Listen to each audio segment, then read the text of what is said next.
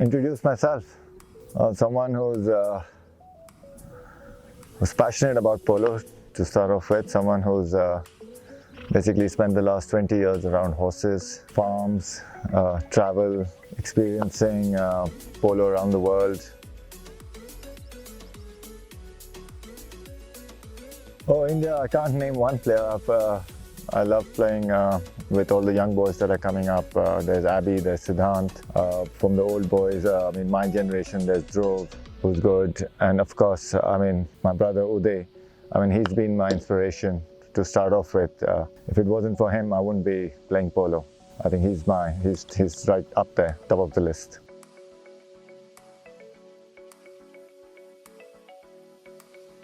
Yeah, coach. He's a player. I watched him play polo.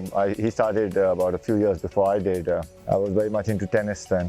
I still, in fact, come to the polo field with my tennis racket, and he would be there with a polo stick. So I think it was him who I watched play. Of course, I watched my father play, but I was very young then when he played polo for the cavalry. So I watched. But maximum polo I watched is actually when my brother was playing a lot of his games.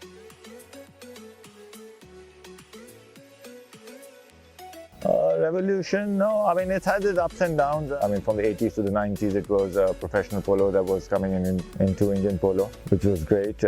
Led to a lot of players who could play the sport and earn a bit of money out of it. And the army, of course, the backbone, they've been for polo for many years, and today also continue to have the facilities, the grounds. So players, teams, we need a lot more. We need a lot more infrastructure. We need a lot more horses. We need better quality grounds. Players will come and go. We'll have the younger lot coming up, and I hope there are more of them. There aren't enough. We need a whole schoolboys team. And I believe here in Jodhpur, Ajmer, they have Mayo School, which have got a schoolboys team. We need a lot more from the school generation and the college, university teams, players to come up. And if 5 teams comes up, maybe one of those teams carry it forward to playing professional polo.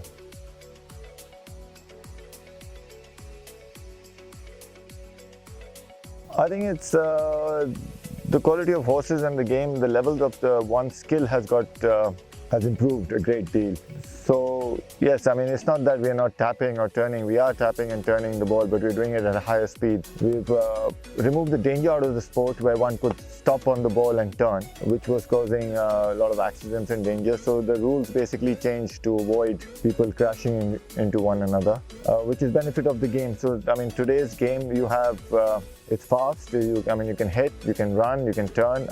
You can do as you like, as long as you're not dangerous and you're not causing a foul. You're not picking up the ball on the wrong side or something like that.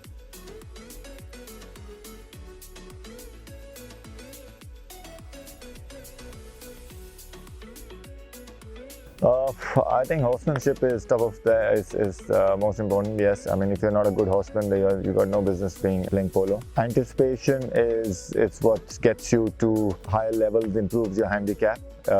Everyone can hit the ball, I think, but it's how you are on the field, anticipating other players, anticipating the player you're thinking, that improves. I think you don't get it from reading any textbook. It's a matter of times you've been out there on the field and playing against good players, with good players, that help you improve anticipation.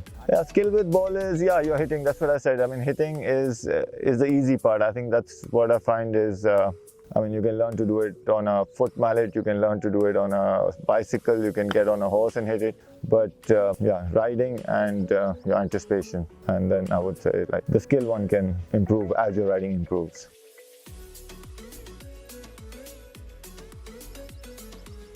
Oh yeah, we've been part of the national team from '98. I think first time I was part of the national team, and the latest was in when we qualified for the finals in 2017. So it's one of those experiences have been different, playing against teams from all over the world, especially the South American teams.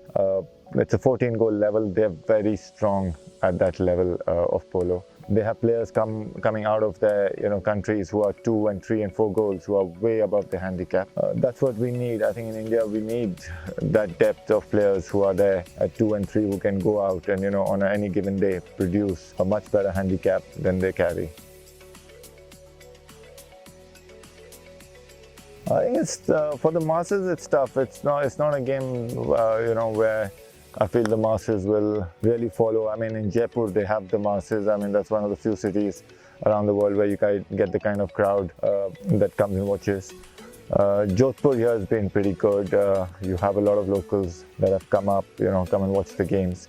So the interest lies, I think we need to create stars in polo. I think that's where we lack. I think if you can create a star out of polo, or many stars in polo, you'll attract the crowd, you'll attract the people, you'll attract sponsorship. And that's hard, Trying to make us into stars, it's not up to us.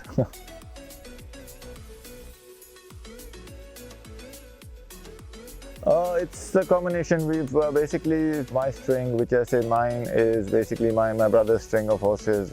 We've picked them up off the track from the race course, trained them. A few of them have been picked up from other players who've had some good horses and have sold them. I don't have any international horses in my string, which is from either Argentina or New Zealand, and none of those. So, but it takes years. It takes a lot of time, a lot of effort. You have horses that come in for a season. They're new horses. You've got to give them time. Sometimes even 2 to 3 years before you can take them out and play a high goal of say 12 to 16 goals. So it takes years of effort in a horse. Right now, there are a few. There's this horse. I'm actually quite attached to her, Gabby. She's got a big heart. When you demand something from her, she gives it. On the field, it may be the last minute of the final chakra, and you want her to push that little extra, and she'll do it for you. And that's what I find in horses. Some of them have a big heart. They're tired. It's seconds to go, end of the play, and you want to ride off or you want to catch another player. They give that to you, they stretch that extra bit, which I love.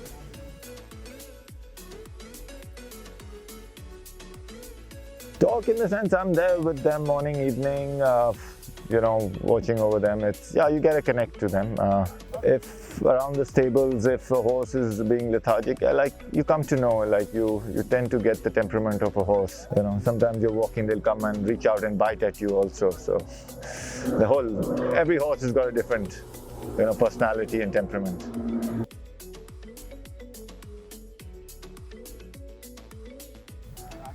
10 years, I've already seen 2 decades. So 10 years down the line, I mean, it's a sport, it'll carry on. We have a great history behind polo in this country, and so polo's, you see, it's never going to die out. People say, oh, where polo's going nowhere and it's on the way down. I don't see it that way. I'm a little bit more positive that it's never going to die out. Yes, we will, maybe years, there'll be less players, less teams, but always optimistic that, why don't we, a billion people in this country, I'm sure we can attract a few people into polo who are passionate about it, and, of course, put in the money. It's an expensive sport, so we do need the finances, and if that flows in freely, I can go to great lengths.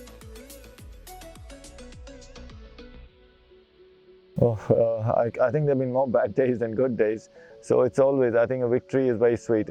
I enjoy the fact that you win a tournament, you don't win every week. You play in a season, you play about 20, and if you come out victorious in about, even if it's 2 or if it's 5, I think it's an achievement where, one shouldn't consider, you cannot win everything. So for me, it's going out there, enjoying the game, playing, doing your best, playing as hard as you can, keeping it safe, and wins will come. And when it comes around, savor the moment. It does. I mean, in a way, it can teach you. There's a lot of aggression involved, so you don't want to take. You can take a bit of that. You can take a bit of the fact that you are with animals, the temperament, the calmness that can come with it also. You can be a bit laid back as well. So a lot of aspects, one can get out of the sport. 3 words, I guess. Fast, it's dangerous, it's a thrill that one can't, one gets addicted to addiction, I would say.